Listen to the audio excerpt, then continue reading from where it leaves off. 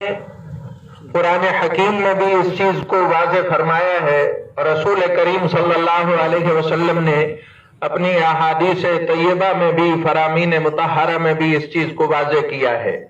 تمام اہل ایمان کو آپس میں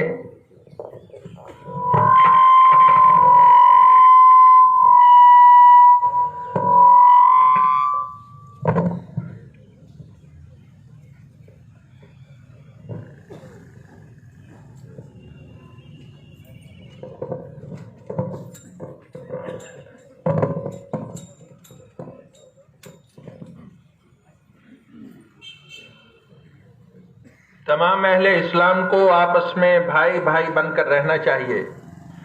بسا اوقات ایسا ہوتا ہے کہ ایک گھر میں رہنے والے بہن بھائیوں کے درمیان میں آپس میں بھی کچھ گلے شکوے ہو جاتے ہیں اور آپس میں بھی کچھ ایسی باتیں ہو جاتی ہیں، لیکن اس پر محبت قائم رہتی ہے، رشتے قائم رہتے ہیں، اور ان چیزوں کو کوشش کی جاتی ہے کہ ختم کر دیا جائے جن چیزوں کی وجہ سے محبتیں نفرتوں میں بدل رہی ہیں۔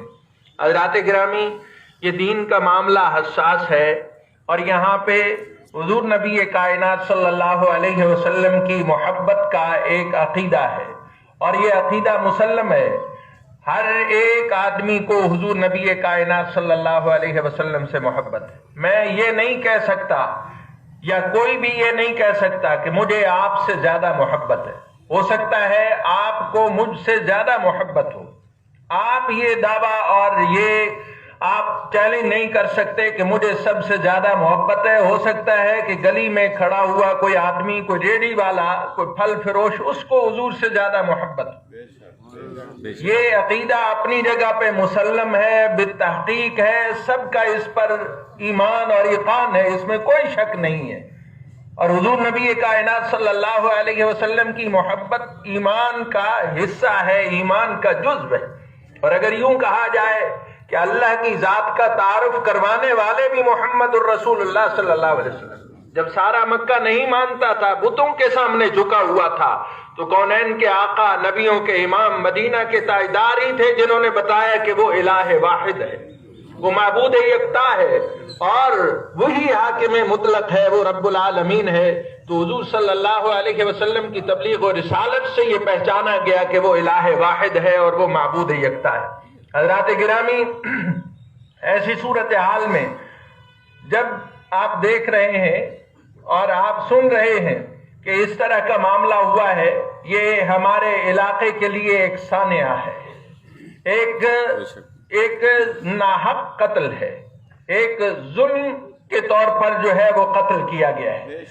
اور اس کی یہ ساری باتیں، یہ جتنے آپ لوگ آئے کھڑے ہیں، یہ اس بات کے شاہد ہیں۔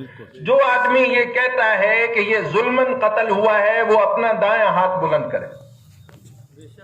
یہ آپ دیکھ لیجئے، میڈیا والا اگر کوئی ہے اور کوئی اداروں والے، کوئی یہاں پہ موجود ہیں، کوئی آدمی ایسا نہیں جس کا ہاتھ نیچے ہو، سب کے ہاتھ بلند ہے کہ یہ ظلمن قتل ہوا ہے۔ جزاکم اللہ، جزاکم اللہ، اپنے ہاتھوں کو نیچے کر دو۔ اب اس کے علاوہ جو ہے وہ لوگ کہہ رہے ہیں قتل ہے، سراسر یہ قتل ناحق ہے۔ تو اللہ تبارک و تعالیٰ نے قتل ناحق کو منع کیا ہے۔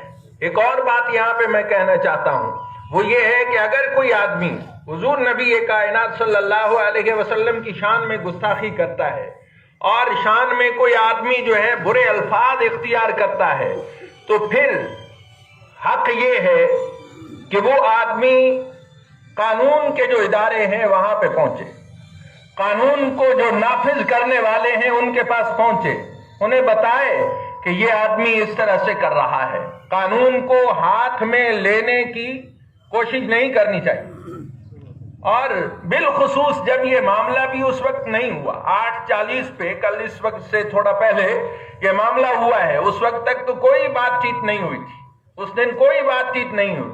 اگر کوئی پہلے بات چیت ہوئی، جس طرح سے میڈیا پر کچھ اس کے بیان جو ہے وہ قاتل کے وہ وائرل ہوئے ہیں، اس نے کہا ہے کہ وہ کہتا تھا کہ صرف فرض پڑھو، سنت نفل نہ پڑھو۔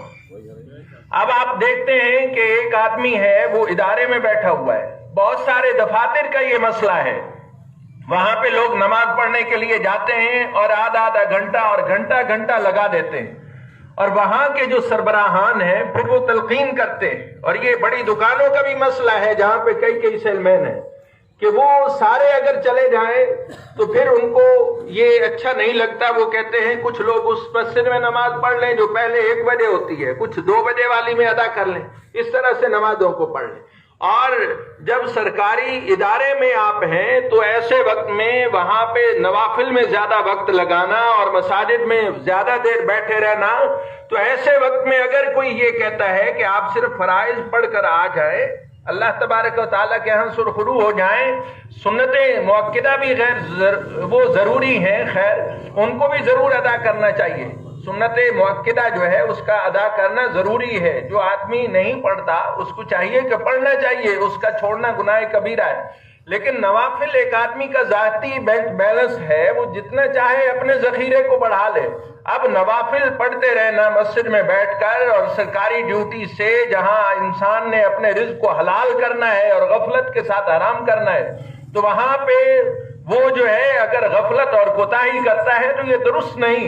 اگر سربراہ ادارہ یہ کہتا ہے کہ تم فوراً پڑھ کر آ جاؤ تو اسے آ جانا چاہیے اپنے دفتر. یہ کوئی ایسی وجہ نہیں بنتی کہ اس کی وجہ سے سربراہ ادارہ کو قتل کر دیا جائے. یہ شرعاً کوئی ایسی وجہ نہیں بنتی ہے، لہذا اس طرح سے یہ کرنا یہ درست نہیں ہے. دوسری بات یہ ہے کہ سب سے پہلے یہ کہا گیا کہ وہ ایک قادیانی تھا. یہ کہا گیا کہ وہ ایک قادیانی تھا. میں یہ گواہی دیتا ہوں کہ میری اپنی مسجد میں ادھر کئی مرتبہ اس نے نماز جمعہ ادا کی ہے. کل بھی میرے بہت سارے نمازیوں نے کہا کہ جب اس کی اپائنٹمنٹ یہاں پہ تھی تو اس وقت وہ جمعہ اس مسجد میں پڑھتا تھا. آپ میں سے بھی بہت سارے لوگ اس کے گواہ ہوں گے. اور اسی طرح قائد آباد میں اب وہ تھا تو وہاں پہ جس مسجد میں نماز پڑھا کرتا تھا وہاں کے مولانا صاحب نے بھی کہا ہے کہ وہ نماز جمعہ یہاں پہ ادا کیا کرتا تھا. ایک اگر قادیانی ہے تو وہ تو ایسی عبادت گاہوں میں، آپ کی عبادت گاہوں میں تو آ کے وہ نماز جمعہ نہیں ادا کرتے ہیں، وہ تو اپنا ادا کرتے ہیں. ان کے بارے میں آئینی اور قانونی طور پر یہ ایک بات مسلم ہے کہ دائرہ اسلام سے خارج ہے، لیکن جنگ ان سے بھی نہیں کرنی ہے کہ جہاں نظر آئے ان کو مار دیں. یہ بات غلط ہے، کسی عالم نے نہیں کہا ہے، کسی مسلک کے کسی عالم نے نہیں کہا ہے کہ قادیانی جو ہیں ان کو آپ اس طرح سے کریں. ان کے ساتھ ایک ہمارا اختلاف ہے اور وہ قانونی اور آئینی ہے. کسی آدمی کو ظاہری طور پر جھگڑا کرنے کی ضرورت نہیں ہے، مارنے کی ضرورت نہیں ہے، قانون ہاتھ میں لینے کی ضرورت نہیں ہے. یہ میں برملا کہہ رہا ہوں. اور اس کے ساتھ ساتھ یہ ہے کہ جب یہ معاملہ ہو گیا اور سارا ارد گرد میں لوگ اکٹھے ہو گئے، لوگوں نے تو یہ سمجھا کہ وہ ہو سکتا ہے ایسا ہی ہو، اس نے حضور صلی اللہ علیہ وسلم کی کوئی گستاخی کی ہو، اور لوگ وہاں پہ جو جمع ہو گئے اور وہاں پہ آ گئے اور پھر انہوں نے سمجھا کہ یہ تو جس طرح غازی علم الدین شہید نے کوئی کام کیا تھا ایسا کام ہوا ہے. لوگوں نے ہاتھ چومنے شروع کر دیے اور نعرے بازی اور یہ ہوا. اب ان لوگوں کو معلوم ہو جانا چاہیے کہ یہ ایسا معاملہ نہیں تھا. آپ اپنے ہاتھ اٹھا کے بلند کر کے بتا دیجیے کہ یہ قتل ناحق ہے، یہ دیکھ لیجیے یہ قتل ناحق ہے، یہ قتل ہے، سراسر قتل ہے. اس لیے جزاکم اللہ اپنے ہاتھوں کو نیچے. اس لیے اب ان احباب کو بھی کہنا چاہتا ہوں جو ہمارے قائد آباد کے گنجال کے دوسرے دوست احباب ہیں، وہ بھی حضور صلی اللہ علیہ وسلم کی محبت میں آئے تھے، ان کو یہ بتلایا گیا تھا. لیکن اب یہ سارا بھرا ہوا، دیکھیں اپنی صف کو دیکھ لیں، وہاں سے لے کر یہاں تک یہ بھرا ہوا ہے. یہ سارے ہاتھ اٹھا کے گواہی دیتے ہیں کہ وہ ایمان والا تھا، وہ کوئی قادیانی نہیں تھا. اور ان کے ہاتھ ان کے گھر میں ان کی اماں جان قرآن کریم کی تعلیم دیتی ہیں. اشہد ان لا الہ الا اللہ، اشہد ان لا الہ الا اللہ، اشہد ان لا الہ الا اللہ.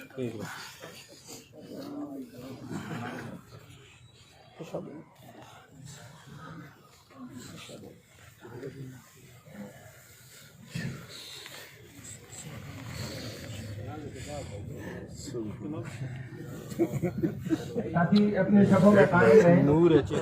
جنازے کے بعد چہرہ دیکھ سکتے ہیں.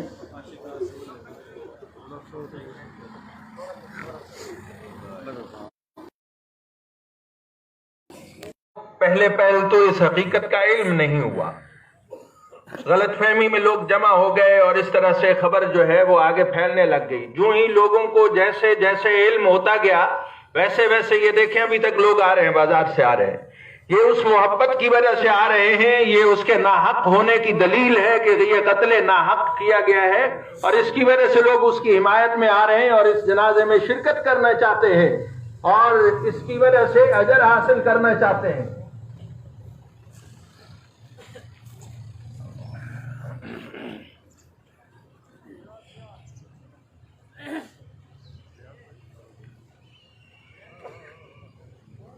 आ जाए जी, आ जाए।